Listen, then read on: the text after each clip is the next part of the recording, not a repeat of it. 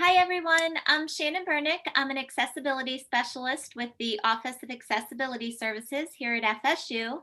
And I have two of my colleagues joining me today. We have Kimbu York, who is our Assistive Technology Coordinator. And we also have Ann Clutter, who is our Exam Coordinator. Our topic today is taking AIM.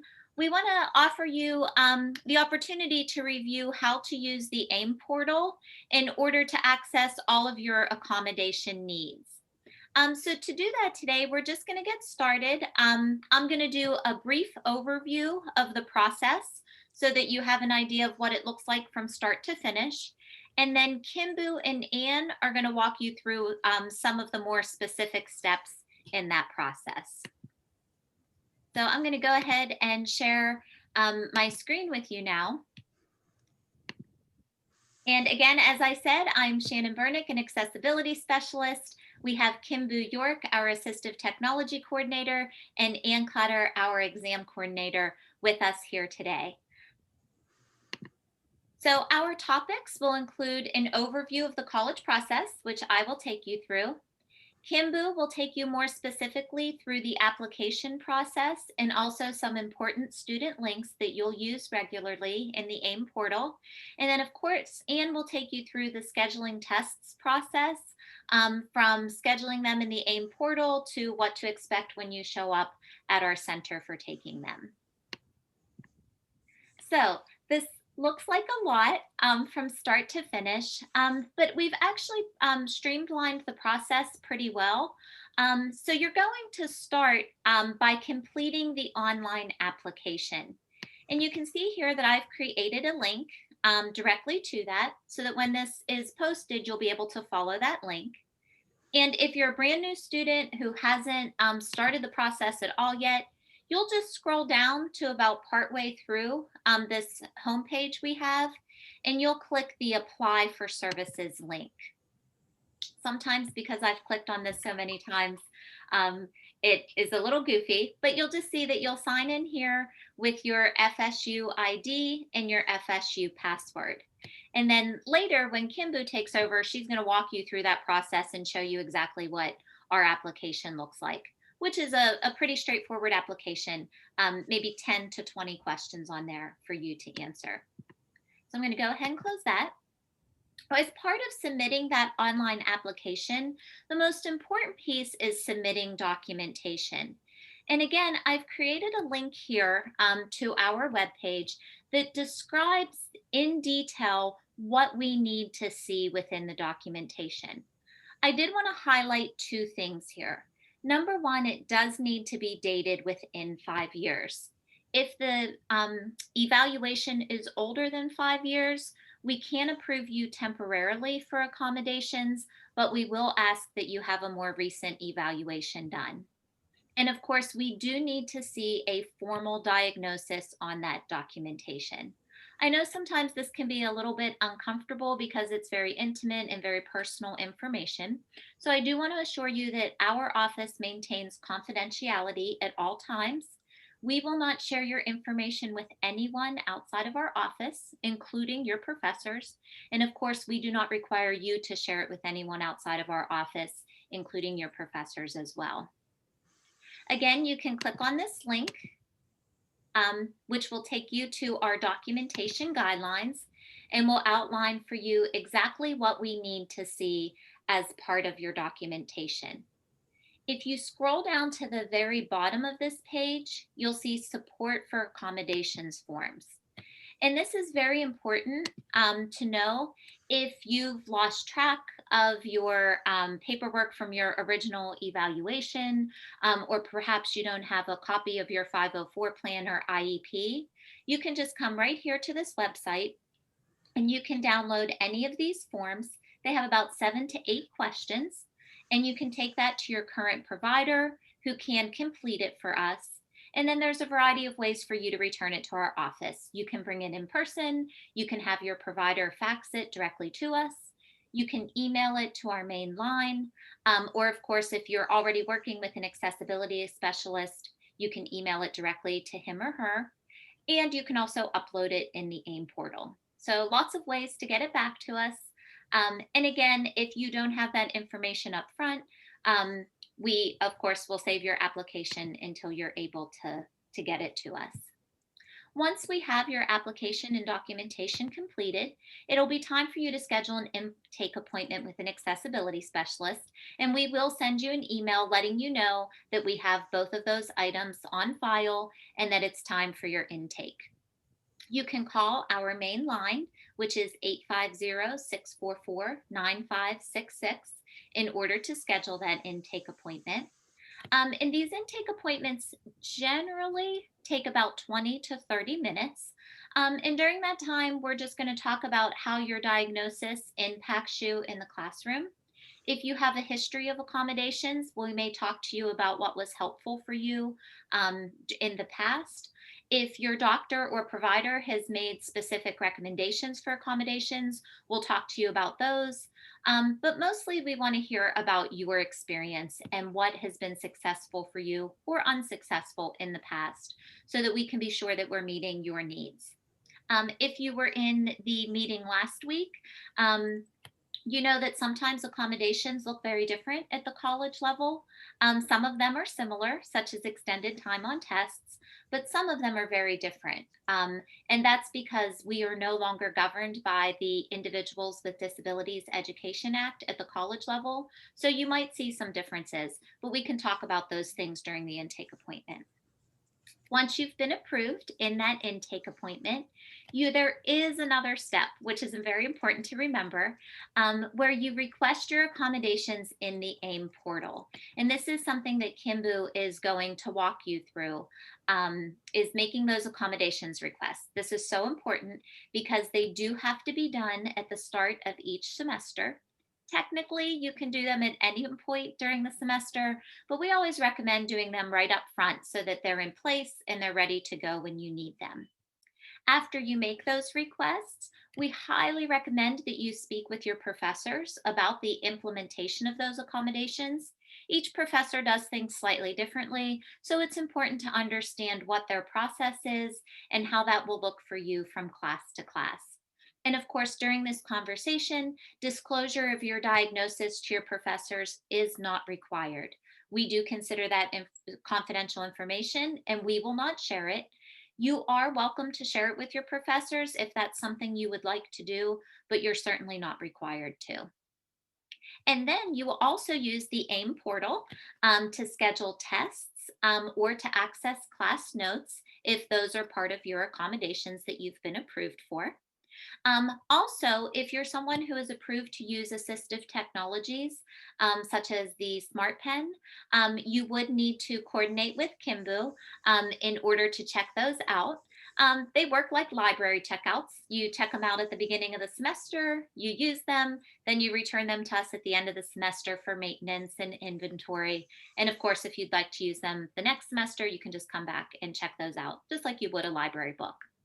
And then finally, if anything were to change during the course of the semester, perhaps you have a new diagnosis, perhaps you encounter something in the classroom that you haven't encountered before and it's causing a concern for you, you can always reach back out to your accessibility specialist or to our main line, and you can schedule what we call an accommodation review.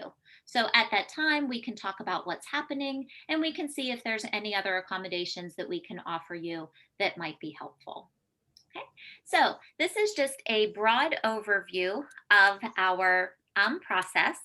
I'm going to go ahead and stop my share now so that Kimbu can take over for me.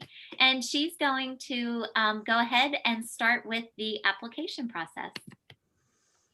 All right. Yes. So one of the things that I like to tell people about the AIM um, system that we have in place here is that the reason we actually went with AIM, and this was many years ago, was because we wanted to make it easy for students to access their accessibility accommodations. And previously, in times dark past, and we'll remember these years, students had to come into the office. There was a lot of printing things out. We had to use carbon copy forms for scheduling tests. We created enough paper to do a confetti for a Thanksgiving parade. So Fortunately, we're not like that anymore. And so what we have now is this online portal. And cheekily, I like to call it one-stop shopping. You can pretty much do everything through here except, as Shannon was talking about, meet specifically with your accessibility specialists. So I'm going to step in, I'm going to share my screen. We're going to start off with our website. If there's any, Shannon, and if there's any problems with what you're seeing on your end, sometimes what you see isn't going to be what I'm seeing. So just let me know if something's not showing up the way it's supposed to. So feel free to break in. Okay, so I'm going to go and share my screen. That might be a good idea, yeah? And I'm the technology person. Shocking, I know. Okay, office accessibility. Here we go. Yeah, I would think if anybody was going to have problems with technology today, it would be me. No, it's always going to be me because everybody's going to assume that I would never and that I can fix it right. And yeah, no, it's going to be me. So if all is going well, you're looking at our homepage for our department. Before I hit the actual application thing, I would like to point out a couple of things. Over here on the left-hand side, you see a lot of links. There is a lot of information here for students, how to apply for services, which is a step-by-step online, text, but step-by-step process on how to apply. Many of the accommodations and information about those accommodations, especially parents, if you're watching this is a great place to go to understand what some of these accommodations really mean for your student at the higher education level. So we just have a lot of information here. We also have Get Involved, which will always be updated with events that we have coming up. And different programs that we have going on. And of course, our Access FSU podcast, which Shannon and I do pretty regularly. We're still getting in the groove of that, which highlights different issues that are going on, not just at FSU, but in the disability and accessibility world in higher education. So please always come back to our website if you have any questions about anything. And if you find a problem with the website, let me know because I manage the website too. So here we are, and as we're scrolling down, we've got apply for services and student portal, schedule a test. So we're going to be going through all of these links one by one. Now I'm going to click apply for services. And one of the things that's very important, if you have not actually been admitted to FSU yet and have your FSU ID, you will not be able to access this. As you can see, it's asking me my FSU ID and password. So I'm going to go ahead and sign in using that so that I can apply for services. This is our nice little security feature. We all love it a lot. Don't let anybody tell you any different. And this is our application form. It should take you about 10 minutes. It's not going to be very long, but I want to stress that it's a two-step, three-step process. So we ask that you read this part up here. It goes over some of the things that Shannon was telling you about privacy and how we handle your information, how the application is going to be processed. So I'm just going to go ahead and pretend that I'm applying and see, you can put your preferred name there. You IMPL ID, don't worry about it. You'll know what it is when you get into when you get into FSU and you have your FSU identification set up. The important things are going to be have that little red asterisk there. You can leave these things blank. We will pull in some information from the FSU database, but we really need as much information as you can give us. So this is my work phone number, so don't bother trying to call me. Address 874 Traditions. This is my work address. Now, the reason I'm actually filling this out is because I do want to get to the next page. Do I remember how to spell, y'all? Because I don't. And 32306. Same as local address. So here's where we get into some of what Shannon was talking about as well. If you have a primary disability, you would put that here. We're going to do mental health and traumatic brain injury. Maybe I was in an accident when I was younger. These aren't actually issues that I have, using them as examples. Affiliations, a lot of people get weird about affiliations because they're not sure if they are affiliated. Well, the answer is if you are, you know. If you're not sure, you can leave it blank. It's not critical. We do like to know if you're with vocational rehab with the state of Florida. If you're in one of these particular colleges, let us know. But again, information that we can find out about you eventually from the FSU database. Ethnicities, prefer not to answer is always an option here. Please remember to pick which campus you're on. We do have multiple campuses. And the accommodations that you need. We have multiple types of accommodations: academic, housing, dietary, and transportation. You can pick as many as you need or all of them. We can go into more details, I'm sure Shannon will later, on what some of the specifics are. Again, as Shannon was talking about earlier, we want to know how your disability impacts you. Just because I may have a mental health condition or traumatic brain injury, or in my actual real life case, I have clinical anxiety, how does that really affect my academic life? Does that affect me? Do I need note taking? Have I had issues with attendance? Anything that might you feel isn't necessarily specifically reflected in your diagnosis, this is where you can tell us about it. Again, you'll be able to talk it over with your accessibility specialist later, so don't feel the pressure. But if you have something you need to say on the application, this is a good place to do it. Let's pretend like I'm a returning student. Yes, I'm registered to vote. This is a requirement by the state of Florida. If you're coming from a different state, you might wonder why we asked that, but that's why. And you still manage that, right? Yeah, she does. She's nodding her head. I don't need an exemption from the face mask policy. And so what do you have? No, I don't need to answer that. Are you an FSU student athlete? The answer is no.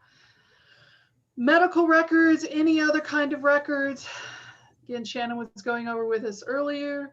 This is just the typical terms of service agreement. You give permission for us to use this information to read up on you. Oh, I didn't do that. See, now, aren't we thorough?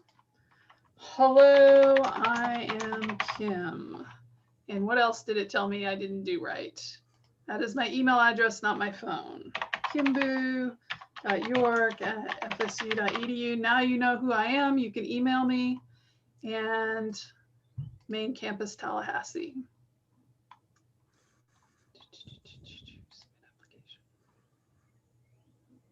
That is my email address. Oh. That is my student email address. You can try emailing me there as well. That's my dog. Sorry. So the reason I wanted to get to this next page is because I want you to see that this is where you would be submitting your documentation. Sometimes people get to that first page and they're like, well, where do I submit my documentation? You submit your documentation on the second step. If you have documentation on your computer, you would hit browse and select that documentation and it would be uploaded. Please keep in mind that if you don't have documentation to upload right at the moment that you're making the application, that is okay. You can submit it later. You can email it to us, or if it's best for you to just bring it in person so that we can scan it, that's available to you too. This is a convenience thing for you to have to be able to upload it really quickly. It does make the process go a little bit faster if we get that documentation submitted with your application, but it is not critically necessary. You will get an email saying that you do need to submit your documentation before you can go to the next step. So you will always have information on what status your application is at. Now, again, I think Shannon will back me up here. You're not going to be able to schedule an intake appointment that she was talking about until we have the documentation. So you have to submit it at some point. You just don't necessarily need to submit it right at this point when you're applying online. So that's the application procedure. It's really pretty simple. Again, as long as you enter everything correctly in the field like I did not do, then it should take you less than 10 minutes to fill it out. So if you have any questions, of course, you can just call our office during the process and we'll be happy to help you walk you through it if that's necessary as well. Did I cover most of the points, Shannon? Did you think I got everything? Absolutely. Yes. And I did just want to go back to the question that it reminded you to fill out about how your disability impacts you at a school setting. As much information as you can give us there is always helpful. We're looking for things like, is it difficult for you to finish tests on time? Is it difficult for you to hear or see the information that the instructor is sharing? Are you easily distracted by the other movement or other people in your class? Um, do you feel more comfortable if you sit near an exit? So we're looking for details like that that help to make your classroom experience more comfortable, but also give you greater access to the information that is being presented, so that we're able to ensure that you have what you need to be successful. Yeah, and as I always like to say, it's like our services are kind of a la carte in that, just because you have a specific diagnosis doesn't mean you get a certain slate of accommodations and that's all you get.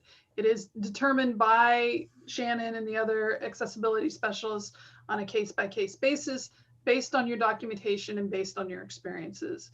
So please keep that in mind moving forward. What you've entered into your application form here online isn't going to restrict what is available to you.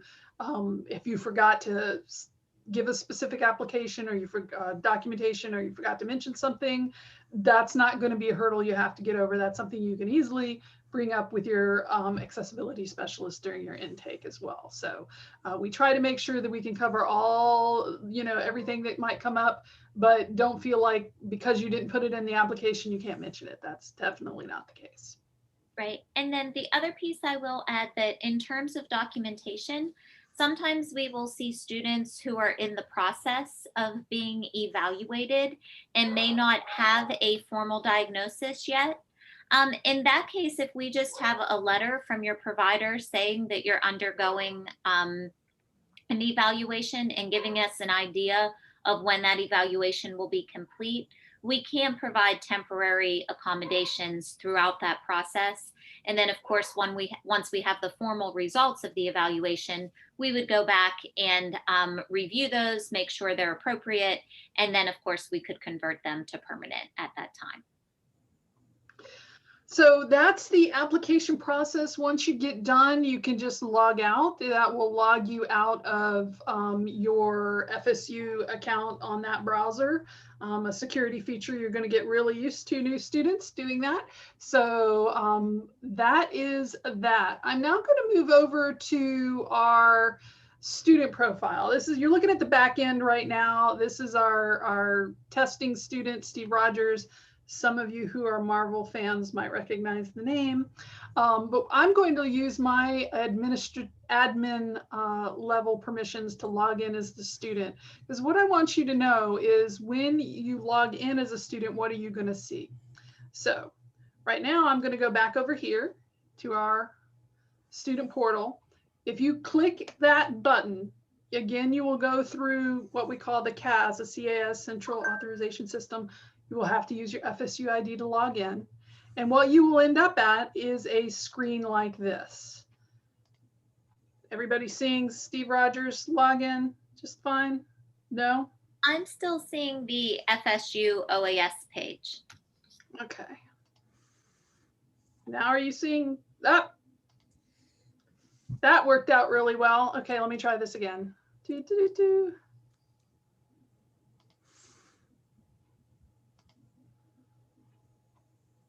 Yes? Yes. Yes. Again, technical difficulties, nobody is immune. So once you do that, you will see this screen.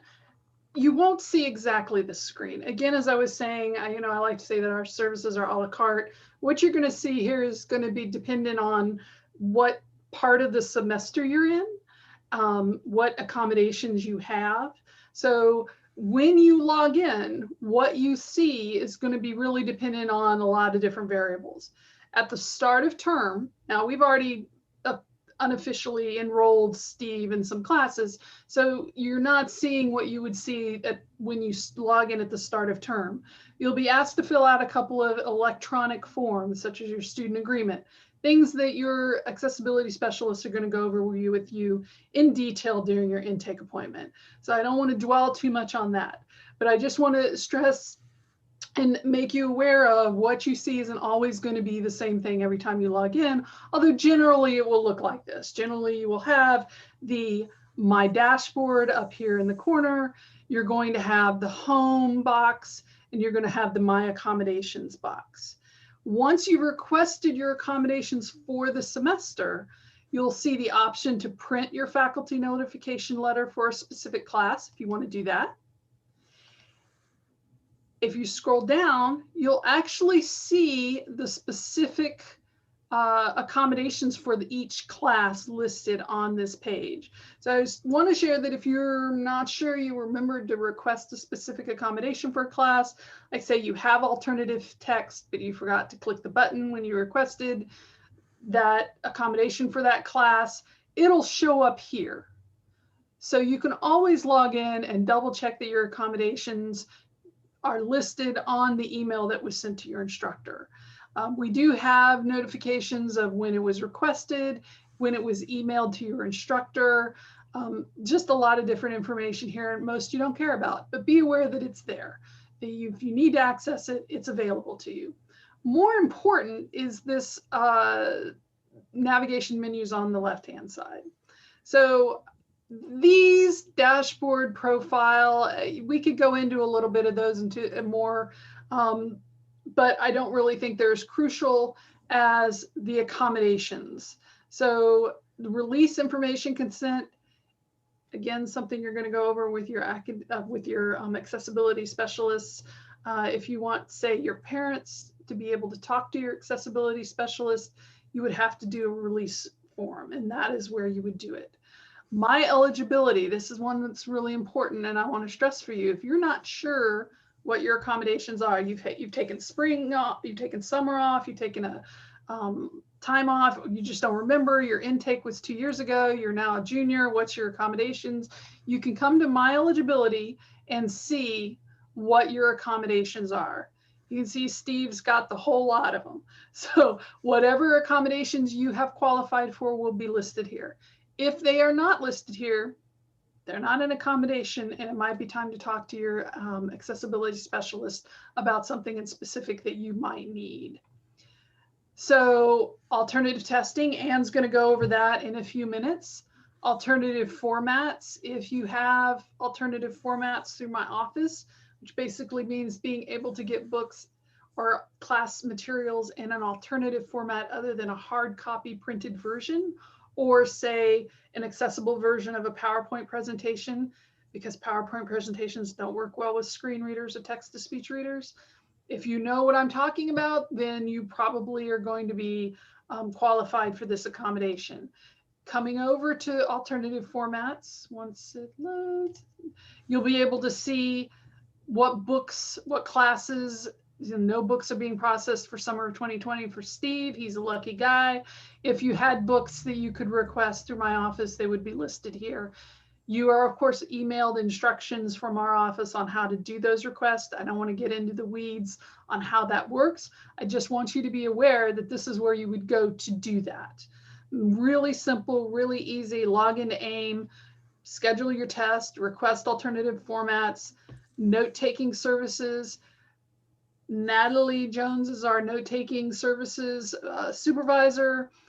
She's the one who keeps an eye on the different requests for the different classes. Again, I'm stressing with this here, and I'm going to keep repeating it. This is where you go to make sure that you're getting your accommodation. And in the case of note-taking, it would also be where you would go to download the notes that have been uploaded for you by your note taker. We'll be sending instructions on that as well.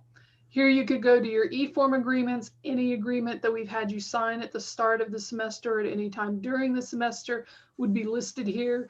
Did you get recording lectures as an accommodation? Well, our agreement with you about how to do that and what that means in the classroom is an e-form, and you'd be able to see that you filled it out and you completed it for that term. So a lot of handy information. I'm throwing it at you, like throwing it at the wall, hoping it sticks, but it's going to be very helpful for you once you've registered with our office to be able to log in here and use these features really, really simply. It's not going to be a problem.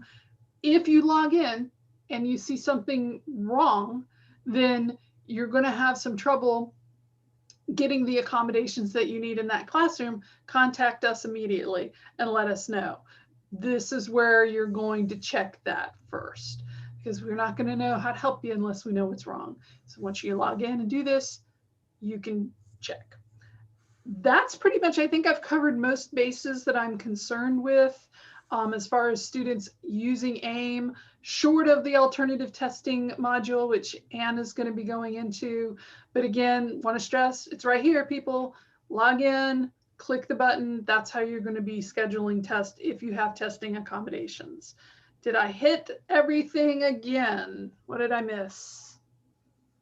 I just wanted to go back to the information release consents. Sure. There are a variety of release consents. For example, delegated access only gives your parents information to your academic records. It does not give them access to the information that we have in our system for you.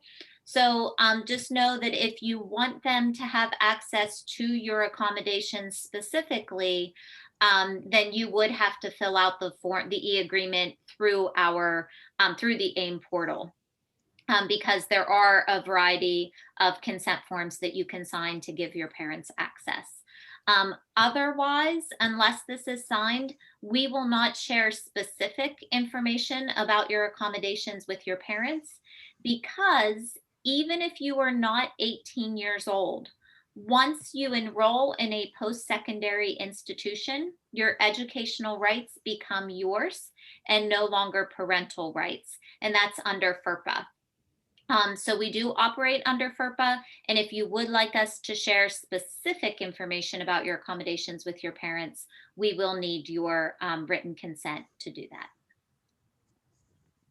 That is very true. That is, and just as it has been brought up in the past, Shannon, a couple of students have asked me, how secure is the documentation that they give us?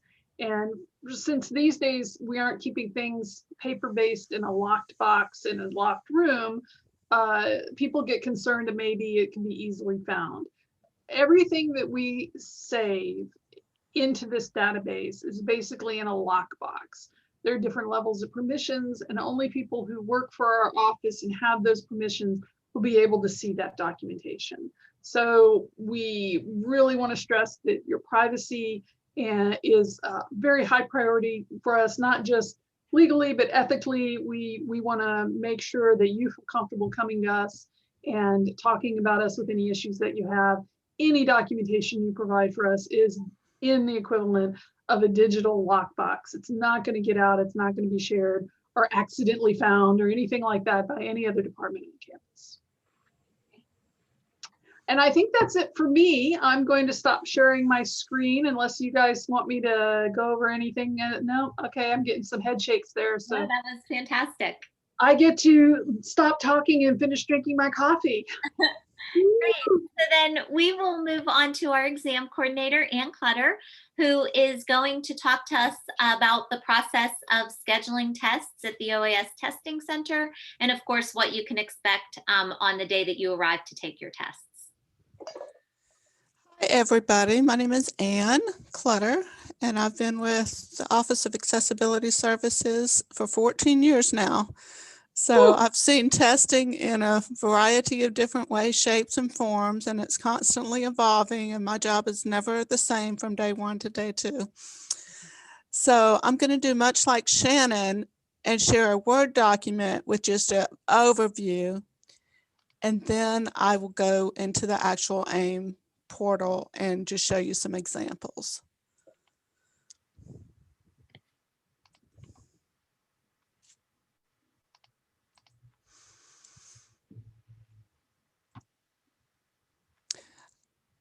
Seeing it fine. Sorry. Technology. So Are you guys seeing my Word document? Yep, it's showing up just fine. Okay, so the first step that you'll want to do, and Kimby touched on that earlier, is request your accommodations. You have to do that at the beginning of each semester. If you don't request your accommodations, you won't be able to schedule a test, okay? When you select your accommodations, which I'll show you on the portal in a minute, when you select your accommodations, you just select alternative testing. You won't see anything except alternative testing, but your instructor, when they receive the letter, will see all of your accommodations. When you go to schedule a test, you will only pick the accommodations that you want. Just as an aside, if you're not taking the test here at OAS, you do not have to schedule it with OAS. There's been a little confusion with that with the implementation of Honor Lock. So I just want to be clear at that. If you're taking your test at home or another location and you're not taking it at OAS, you do not have to schedule it with us. So when you schedule a test, you're also given the list of your accommodations, and you can pick which ones you want to use. For example, I listed here, you may qualify for a scribe, but for this particular test, your instructor's already informed you that it's multiple choice or short answer. So you're not going to need a scribe. So you're going to leave that blank. Don't check that box, because if you check it, then I'm going to arrange with our staff for somebody to scribe for you. And then when you get here, you say, oh, I don't need that. You know, that was just some unnecessary scrambling that we had to do. So then your accommodation letter is sent to your faculty. On the accommodation letter itself, there's a link to the testing agreement. The testing agreement just gives me the rules of the exam. Just how long is the exam going to be, what you're allowed on the exam, just anything like that. So OAS does not add the additional time for online exams. It's your instructor that does that. So it's very important after you send your accommodation letter that you follow up and make sure that they've received your letter and you guys have discussed a plan. Sometimes the instructor says, oh, I'm going to proctor it here. I'll stay in the class and you'll get your extra time and whatever other accommodations you need. That honestly is the best option, because you'll be able to ask your instructor any questions if they allow that during the class. Let's see. So then you're going to submit your exam request.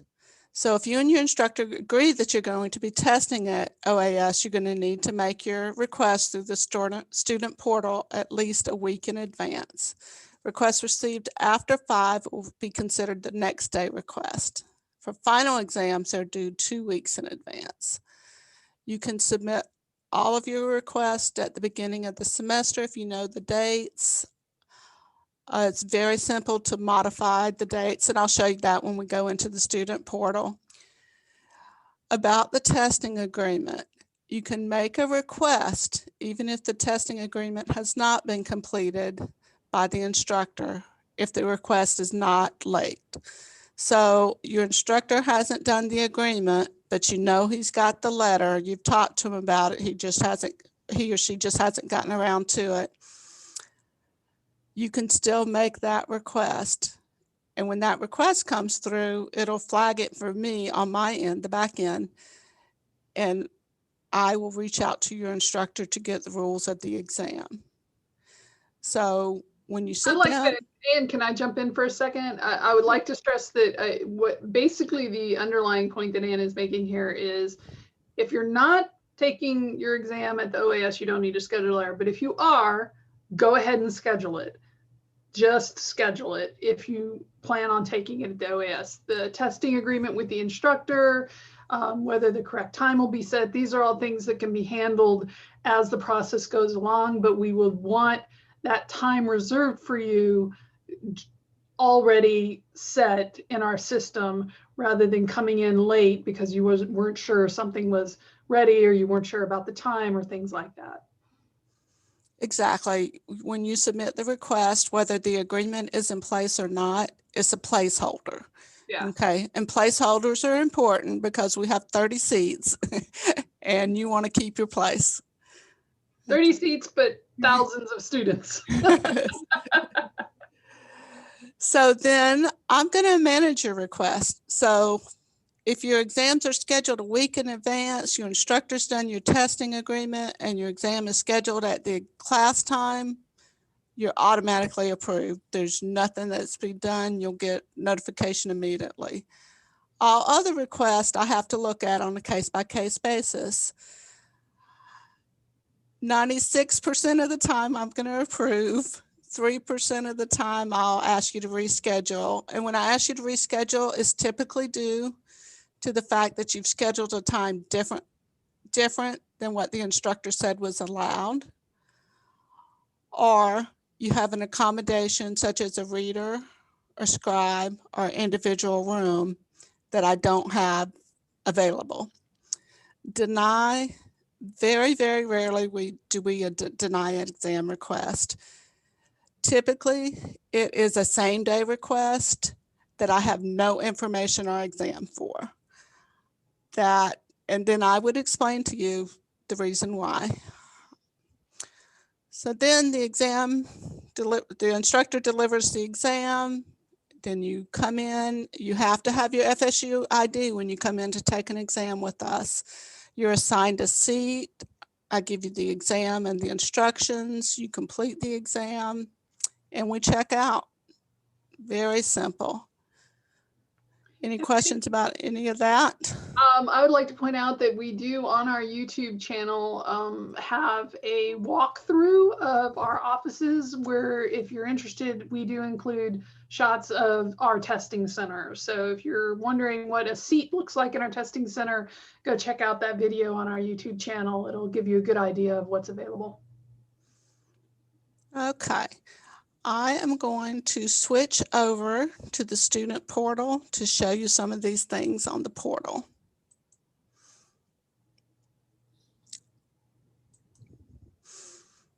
Okay, everybody seeing Steve Rogers? No? No, you might have to shut down Word. Yeah, Okay. stop it. And sometimes stopping the share and then starting it again helps. That's what I had to do. But Why I- doesn't it let you change screens? Oh, technology. Okay, Steve Sti- Rogers. Steve Rogers. And I am just going to log in as Steve with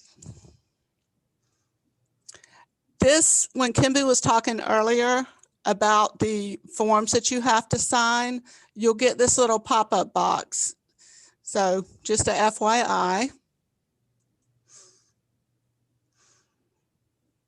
Okay, so I am on Steve's dashboard and these are her classes. And I'd like to point out a few things to you. We have Steve in 3 classes.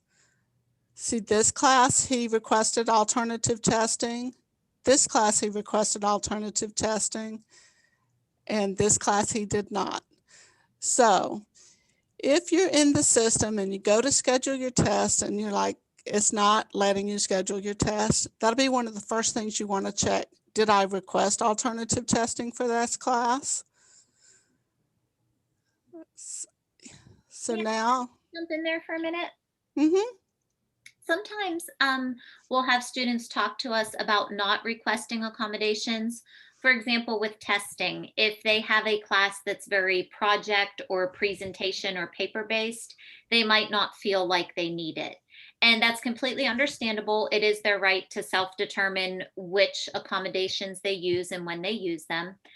We do oftentimes encourage students just to go ahead and request all of the accommodations up front, because there's really no harm done if you end up not using them.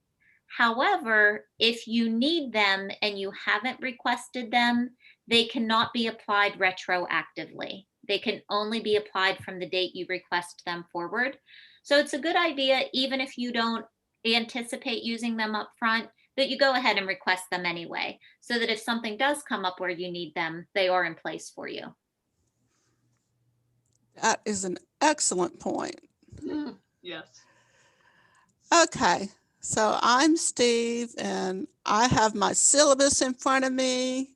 I know what kind of a test I have. I know if they're paper-based. I know if they're computer-based. I know my schedule. I know if I have a class immediately before or after, and we'll talk about that in just a minute.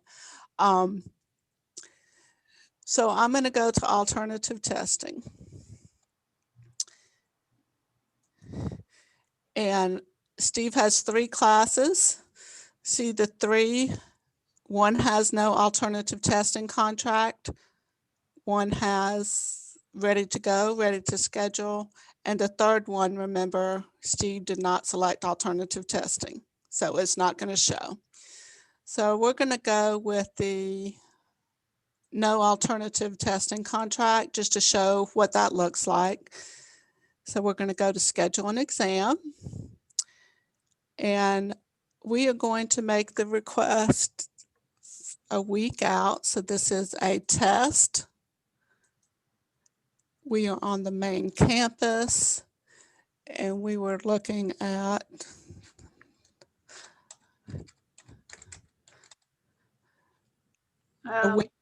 That's the 5th. well, that wouldn't work, would it? It's hard to believe it's June already. Okay, so this test is a week from today and it's at 2 o'clock. And those are the accommodations I'm going to use. Remember, before I told you you would have the opportunity to select which accommodations you would need for your test. That's where you put that. Additional notes, you may want to say your class is actually at 1:30 and you can say my instructor approved me to start at 2. Okay, so you're going to add your exam request. Okay, right here, big green check. That's always what you're going to look for, big green check. Okay, see here that you've requested your exam. Okay, if you come back here to alternative testing, it says instructor has not submitted the contract, but that's okay because then that's when I do my job. I work with your instructor, okay? So now we're going to go to this class where there is a contract in place. Because there is a contract in place, we can just look and see what that contract says. And these are the questions that we ask your instructor. What's allowed? How do they want it back? What if you have any questions? And you can see this at any time if you have questions. They tell me how long the exam is. They tell me how late you can be. So any information about the exam, I have it ready so I can look at that before approving. Actually, you know, I just learned something new. I've been working with AIM for how many years now, and I didn't know students could look at that. So yes, students can cool. see their instructor testing agreement. So if there's ever any questions, if the student, for example, thinks they can use a calculator and my notes don't have that, then and it's not on the test itself, that's something that we would need to clarify. So we're coming back here to schedule an exam. And this is the midterm, Tallahassee. And let's say this exam is tomorrow. Oh, not tomorrow, Monday. It's Friday when we're recording this. So.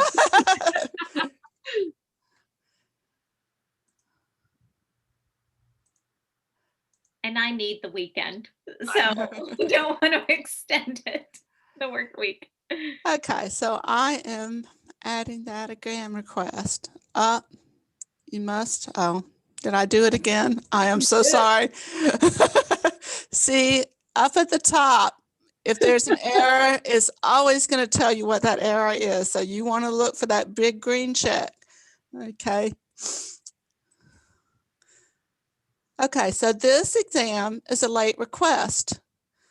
So here is where you're going to say it's a makeup test. The instructor just told me about this. Be very careful with this one because this goes back to your instructor. If the instructor had the syllabus up on day one and had all your exam dates, and you say that you got late notification from the instructor, that might not be good. Much better to say other and forgot. Okay, so you have to put something here. And I understand the late exam request. Exams are due, required to be scheduled a week in advance. So then you submit it. It's successful. So you're good. I have that request. So you Now, can, wait, I'd like to point out though, and so let's say a student isn't great with time management and habitually schedules their exams or tests at the last minute. Is there repercussions for that? I know that we've talked about, will they have to meet with their accessibility specialists? What is the situation with that? we are never going to deny your accommodation unless, like I said earlier, it's a same day request and I have absolutely no information on the test from the instructor. I haven't received the test. There's no other student in the class. It's just impossible for me to make it happen. If we look at your record and you have, 4 late requests and you've forgotten, each time is your reason is just forgot, then I might suggest you get some additional coaching from your accessibility specialist, and I'll give them a heads up, that you might need some assistance with managing things related to your testing. Okay. So we look at these requests. This is processing because it's a late request. This is still processing because we don't have the contract. But when you look at here, after this is approved, you'll see status approved. After I have the contract and I approve it, you'll see that this has been approved. And let's do a good one, okay? Let's see. This will be the last one. So I'm looking at this class. It's a 2:15 class. So I'm going to schedule it for exactly that time. Quiz. Let's see. Hey, Yay, freeze a chart.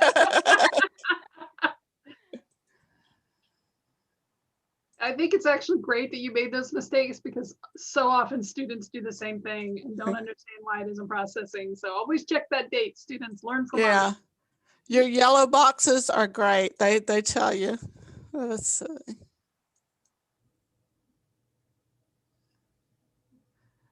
Okay, so on your instructor agreement, let's see, request type. So there must not be quiz. So we're going to call it a Midterm. midterm.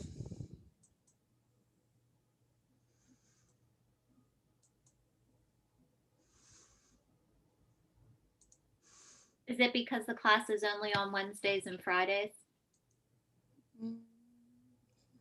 Possibly. It might be because the extended time at 2:15, because we close at 4. And I think that's what it is. Okay. So the system is not going to let you schedule an exam for too late in the day where you're not going to get your extended time. For purposes of this example, I'm just going to remove the extended time.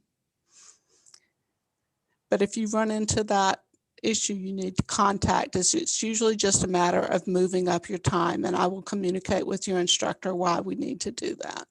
Okay.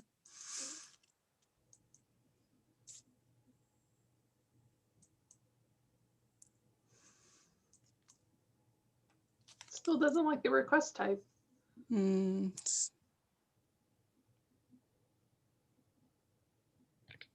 Different day. Let me look and see.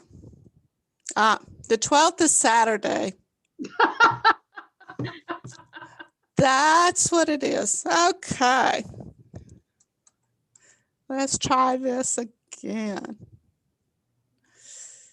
Let's see if the time works if we schedule it for a correct day. Aha. Okay. Big green check. Yay! My apologies, everybody. So that just goes to show if you try to do something, the system is pretty intuitive and will prevent you from doing it. Okay. So we're going to come back here to alternative testing. And these are all processing. The last one that we did, it's automatically processing, but sometimes it just takes a few minutes for the system to get it. And that's really all I had on alternative testing with some examples, but feel free to contact our office and specifically the testing center if you have any questions. I do have a question though, like, so say the instructor moves the exam, which sometimes happens with midterms if things get off whack, they can come in and modify the request here? Exactly, good point, thank you. So they can come here. And so now let me check and make sure I'm not plugging in a weekend. So now the date is the 18th and you just update that request. Additional note, just say date change or instructor change the date, whatever. And it's just that simple. And you come back here to alternative testing.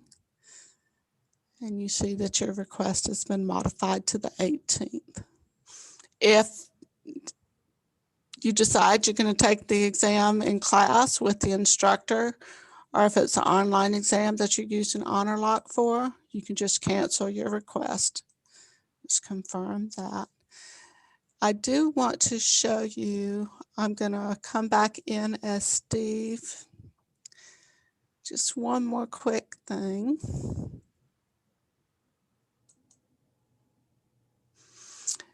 To your mailbox, okay? So we're coming to Steve's mailbox. Just if you're never sure what has happened with your account, you can go to your mailbox and you can look at the last things done. These dates and times are everything that we just viewed. You can view. You'll get this email. So Kimberly, this might be a time for you to touch on turning off your filters so you get these types of emails from our office? Yeah, the AIM sends things out through a notification system. So it will go to your email. It's, I believe, notifyoas@fsu.edu. But it is a really important point that we like to make. Every official notification or communication through email that we get is going to be to your student FSU email. We cannot and will not send emails or updates to Google, Hotmail, Gmail, Netscape email, if that still exists. So not only can you come into AIM and see what's been sent to you through the system, but keep in mind that anything that is sent through the system is going to be sent only to your FSU email address. That cannot be changed. That's also for your protection, as well as a technical limitation that I have. I just can't change the email on that. So. And then Anne, I had one quick question as well. Would you be able to share with students what they should expect when they come to test in person with you? A student will come into the office. We don't ask that you arrive early. We do ask that you arrive on time and be prepared. You have already went to the restroom. If you're allowed a formula sheet for your exam, for example, and a calculator, have those materials ready. We have a storage space for backpacks. You can leave your phone in your backpack. You can leave your phone with our at our desk, but you cannot take your phone into the testing room. It's not allowed.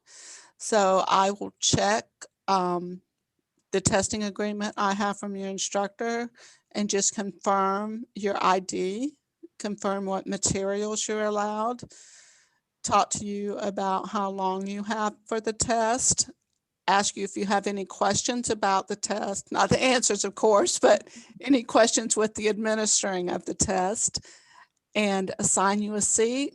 You'll take your exam into the testing room, take your exam, and bring it back to me when you check out. Did Perfect. that? No, that's perfect. And we always like to stress, just what a great environment it is for taking quizzes, tests, and exams if you have it as an approved accommodation, because it is a reduced distraction testing environment. It's very controlled. There are minimal distractions. And another feature that I love about it is that you can have your full extended time without interruption. So you're not starting the exam in the classroom and then moving to your professor's office to finish, right? You get your full extended time in one location, which is really important. If you experience ADHD or anxiety, not having that interruption can be beneficial to your success on the quiz, test, or exam. So definitely highly recommend our testing center. Yeah, and we do have all of our assistive technology available as well. If you use a CCTV, which is a digital magnifier, if you use specialized software like text-to-speech readers or screen readers for our blind students, we have those available on the computers in our testing center and the computer lab. So really there's a lot available to you to utilize that as a resource that you would not have in, say, a classroom environment, especially if it's something that you might have at home, but you would not have in a classroom, but you might be able to use a similar technology or app through our office. So something to keep in mind too. Think we're done? Sure. Oh, there we go. All right. Well, thank you so much, Anne. That was fantastic. I think students will feel much more comfortable with the process and hopefully reduce some of that test-related anxiety. I'm just going to go ahead and share my screen one last time so that I can put up some of our success tips. Of course, as we mentioned several times throughout, you'll your want, browser. I'm sorry? We're seeing your browser. Okay, let me stop the share and try again.